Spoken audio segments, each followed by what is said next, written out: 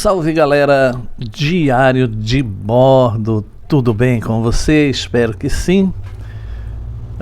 Eu vim te convidar para fazermos juntos uma meditação na palavra, uma meditação de um texto da Bíblia, e que muitas vezes, aquele tipo de texto que muitas vezes a gente passa, mas não para meditar, né? Não para analisar o texto. Mas dia desses, pregando, passei por esse texto e percebi pregando, na verdade, quão importante e o quanto esse texto diz para mim e para você. Então, se você quiser pegar aí a sua Bíblia, esse texto se encontra no livro de Marcos. Marcos, capítulo 8, versículo de número 34. E eu te espero, depois da vinheta, enquanto você abre aí a sua Bíblia, enquanto você se prepara para ouvir. E vamos para a vinheta.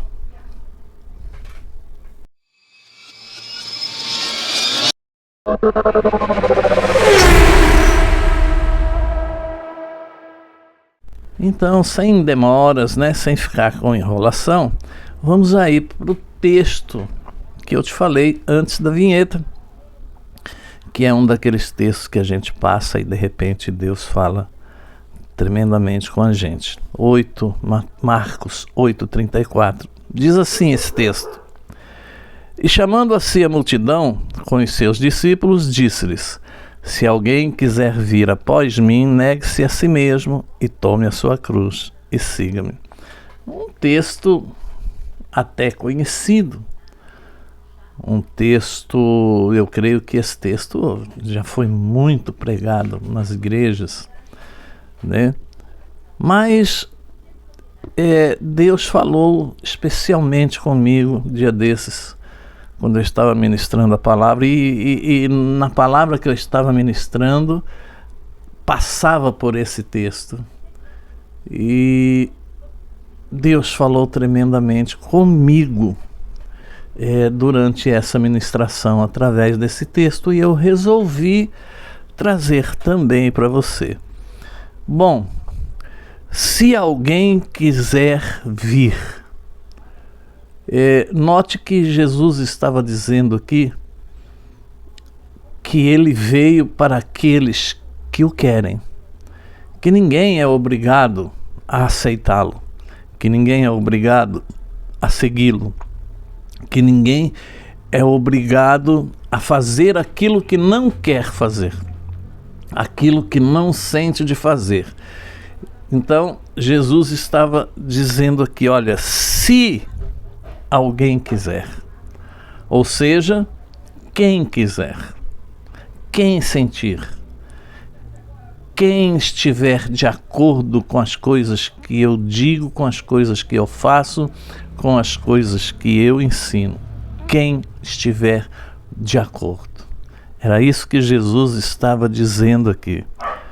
Se alguém quiser vir após mim, e é justamente aí que nós erramos muito, porque na nossa correria, na nossa ansiedade, no nosso dia a dia, no nosso imediatismo, porque nós nos tornamos imediatista, porque a mídia, as circunstâncias, o comércio, tudo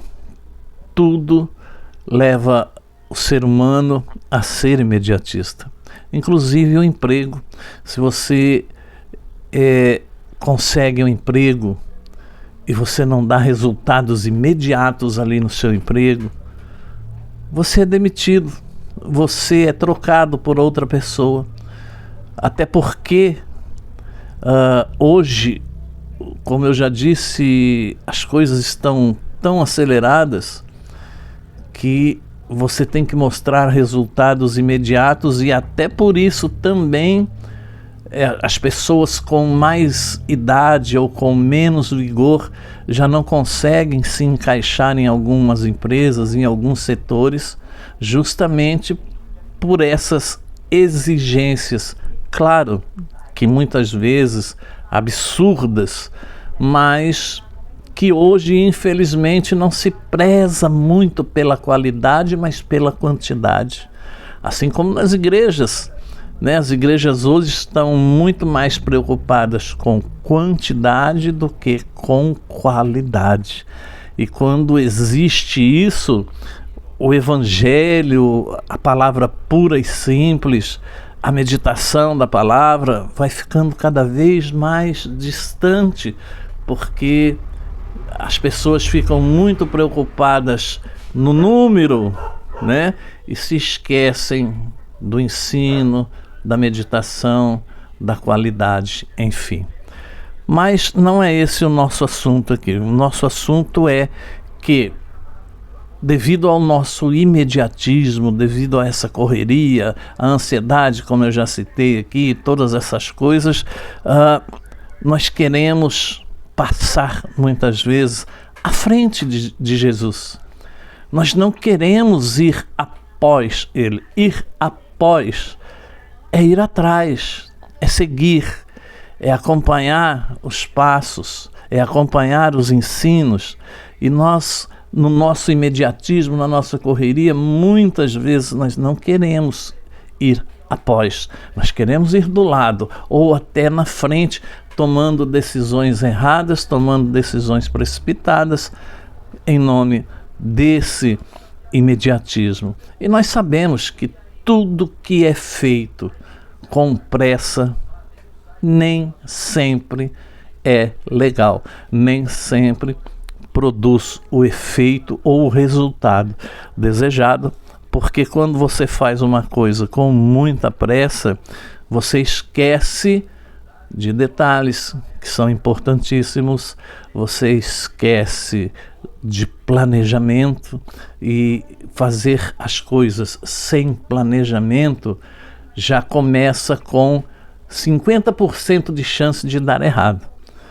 E os outros 50% você vai depender de sorte, você vai depender de outras pessoas, você vai depender, às vezes, do clima, você vai depender de uma série de fatores que fogem, que não estão no seu controle.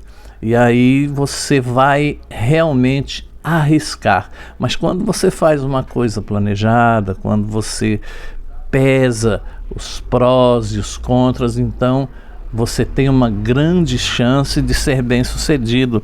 As coisas têm uma grande chance de dar certo.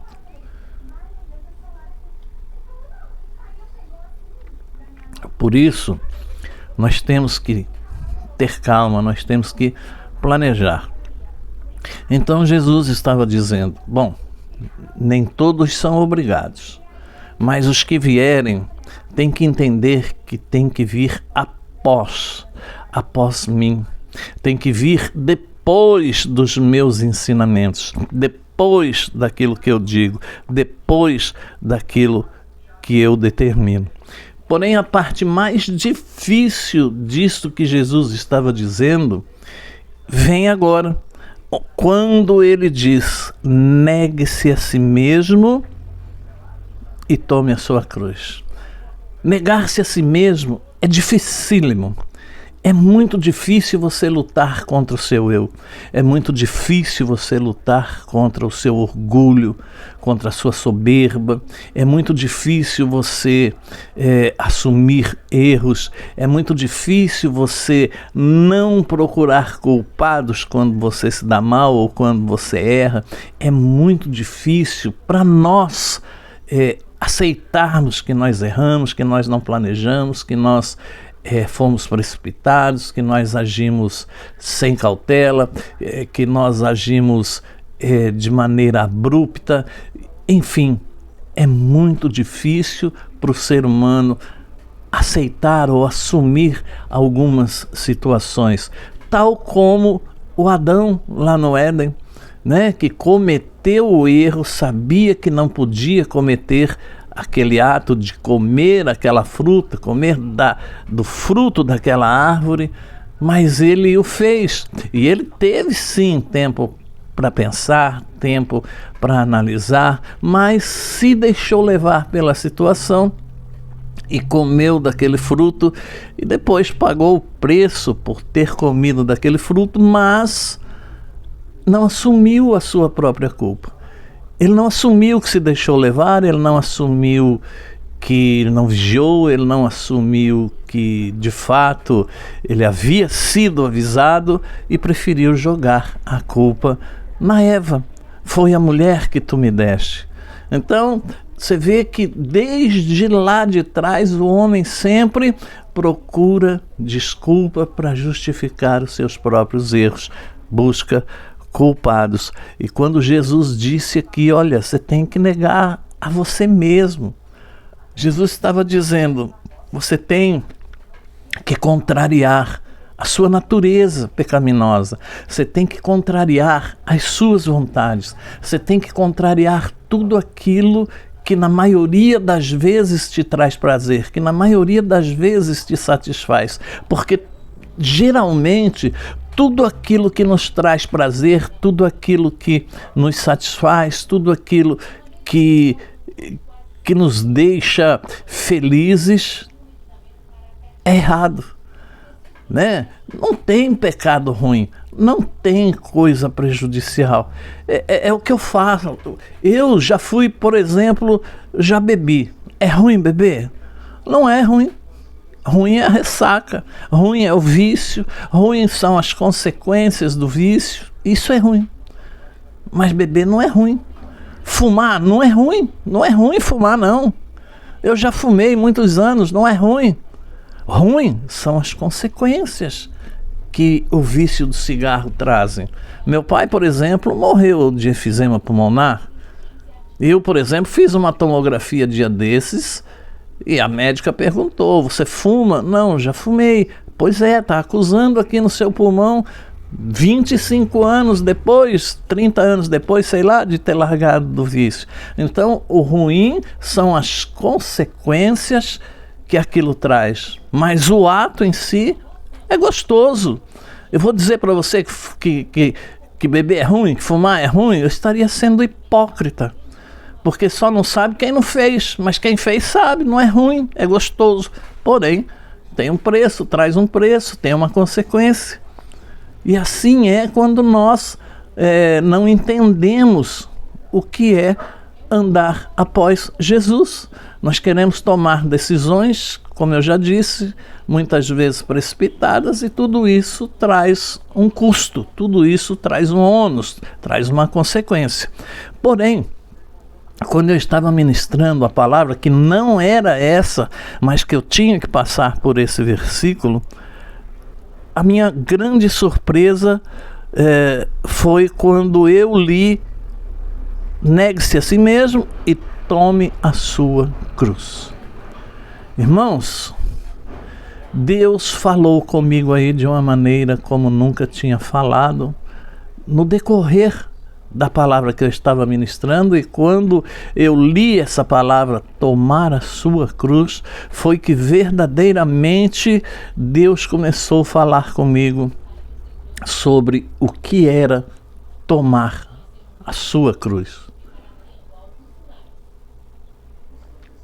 Irmão, irmã, tomar a cruz.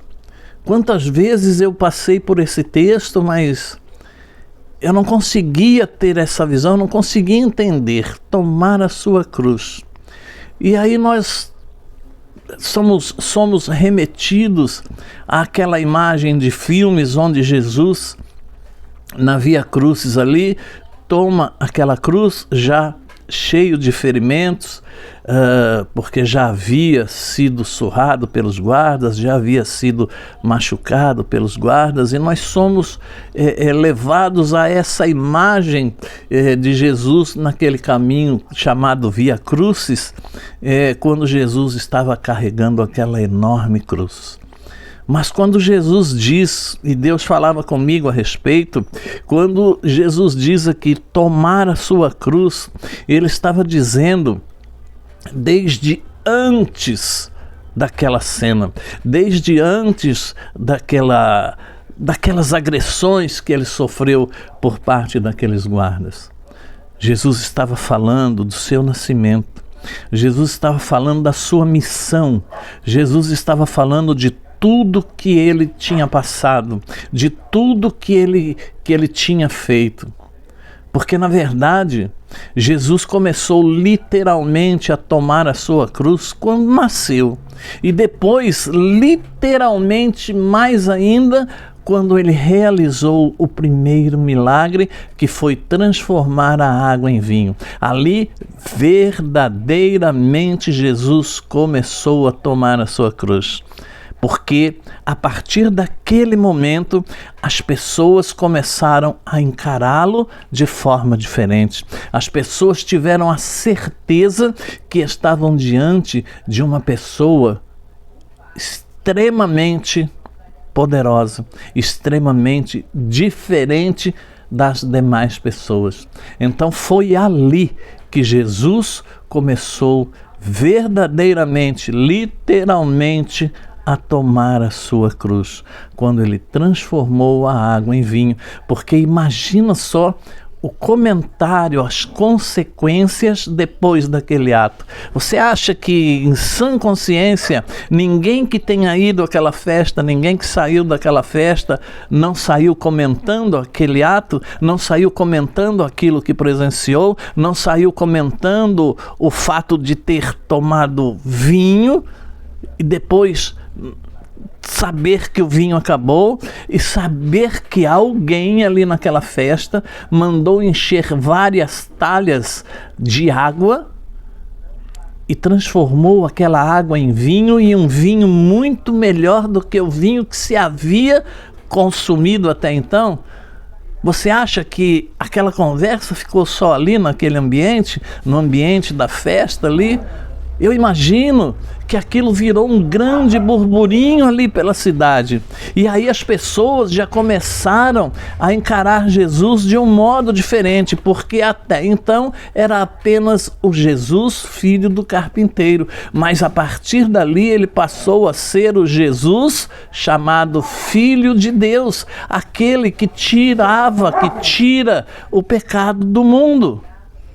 Porém, assim como a partir daquele instante, daquele momento, daquele ato, ele despertou admiração, ele despertou também ira, ele despertou também inimizade, ele despertou também ciúmes, ele despertou também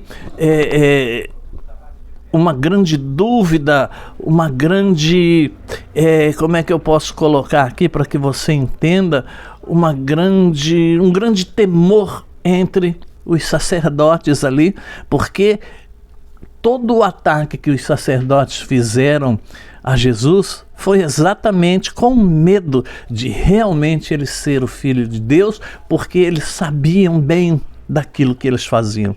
Eles sabiam que eles eram corruptos, eles sabiam que eles usurpavam o povo, eles sabiam que eles eram extremamente errados na condução do povo e na divulgação do Evangelho, da lei de Moisés e do poder de Deus. Eles sabiam dos erros que eles cometiam. Então aquilo fez com que eles insurgissem contra a pessoa de Jesus.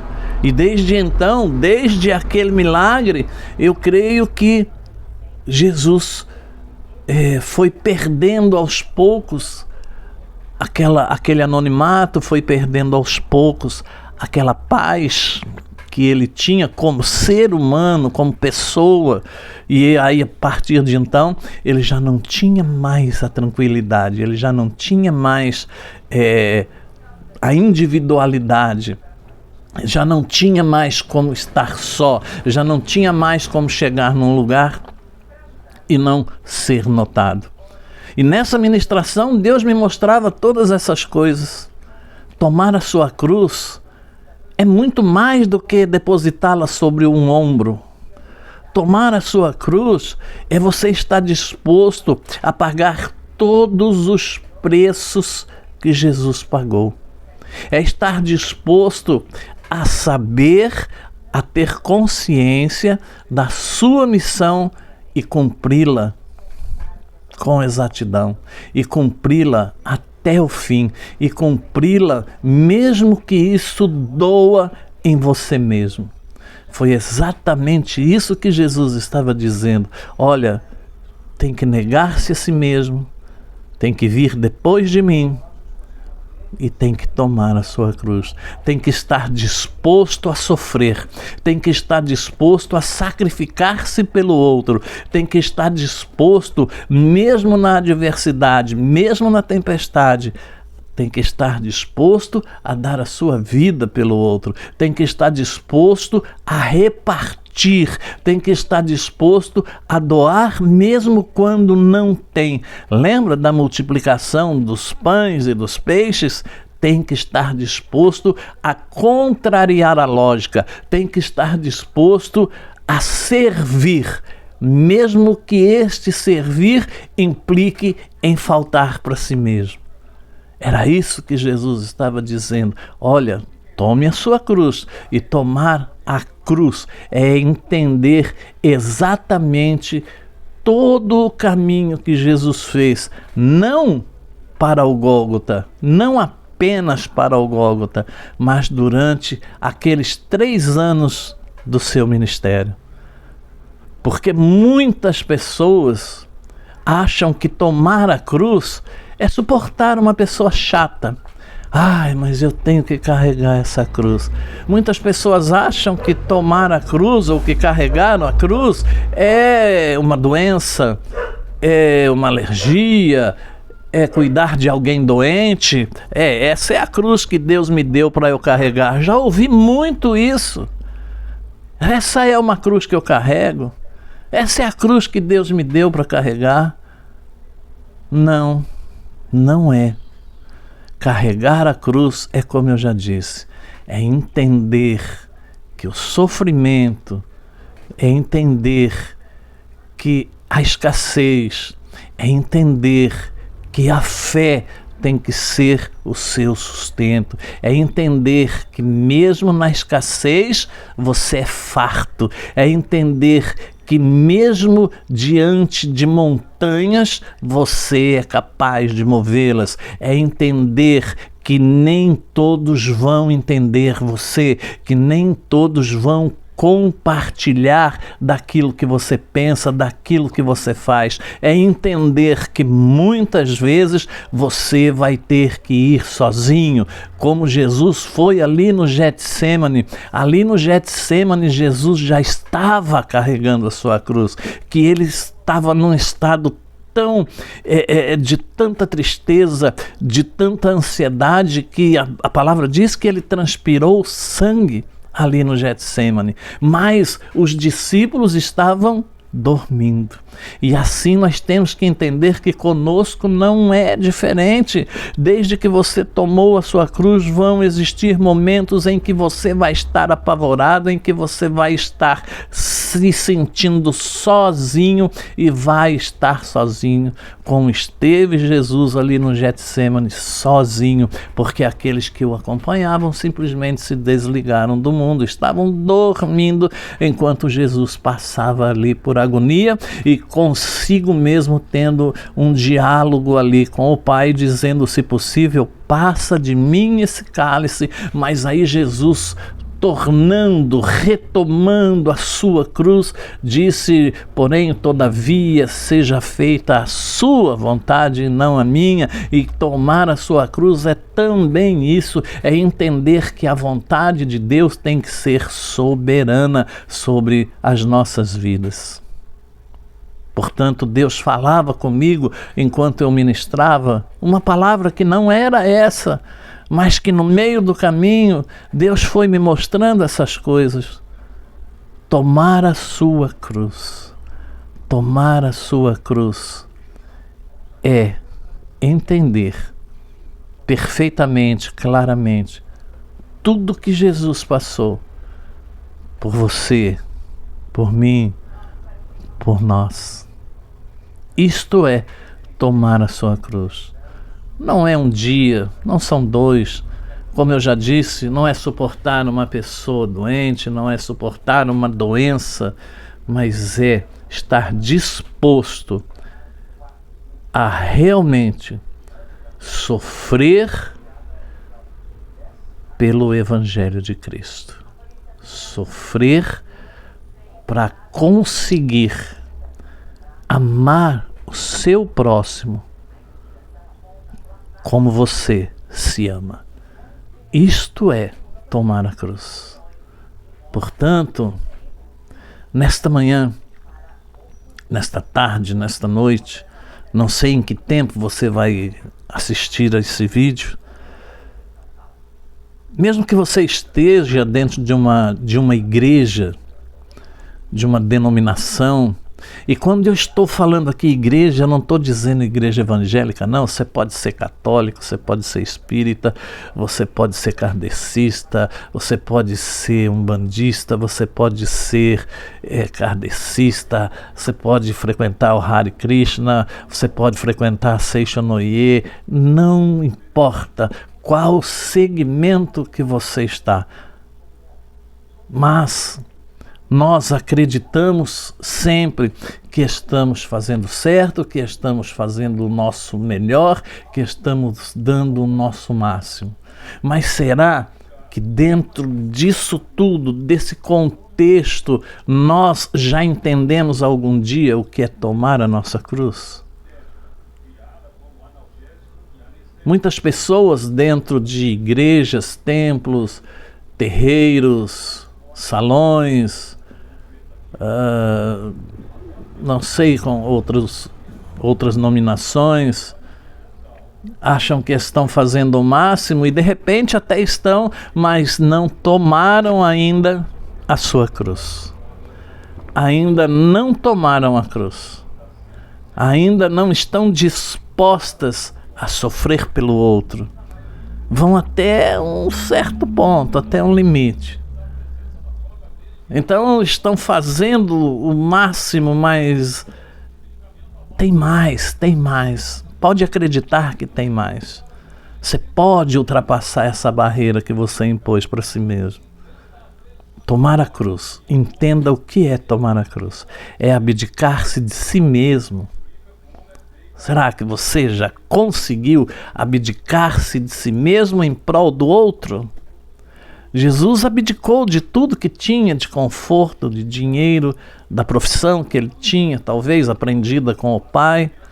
Jesus abdicou do anonimato, Jesus abdicou do sossego, Jesus abdicou do conforto, Jesus abdicou de uma série de coisas terrenas para tomar literalmente aquela cruz e conduzi-la para sacrificar a si mesmo em prol de você, de mim, de nós. Tomar a cruz. Muitas vezes nós estamos lá participando, fazendo tudo que se faz naquele lugar, no templo, na igreja, no terreiro, não importa onde, mas ainda não tomamos a nossa cruz. Ainda estamos limitados, ainda vamos até aqui eu vou, daqui para lá não vou, daqui para lá não dá, daqui para lá não posso. Pode sim. Pode, e pode muito, e pode bastante. Então, eu espero que você tenha verdadeiramente, como eu entendi, como eu aprendi, o que é tomar a sua cruz. É abdicar-se de si mesmo em prol do outro. Na verdade, foi isso que Jesus disse. Tem que tomar a sua cruz. Porque quando ele disse isso, ele já sabia aonde ele iria chegar. Por quê e por quem. Então, eu espero que, se você entendeu, pratique, se deixe levar pela vontade de Deus. Se você entendeu, Compartilhe esse vídeo com outras pessoas. Indique o canal Diário de Bordo para outras pessoas. E que Deus te abençoe. E que Deus abençoe toda a sua família. Que Deus abençoe os de perto e os de longe. Que Deus derrame muita paz e muita saúde aí no meio da sua casa e daquelas pessoas por quem você ora. E até a próxima página do Diário de Bordo. Querendo Deus, deixa aí o seu like, seu joinha, se inscreve no canal. Valeu!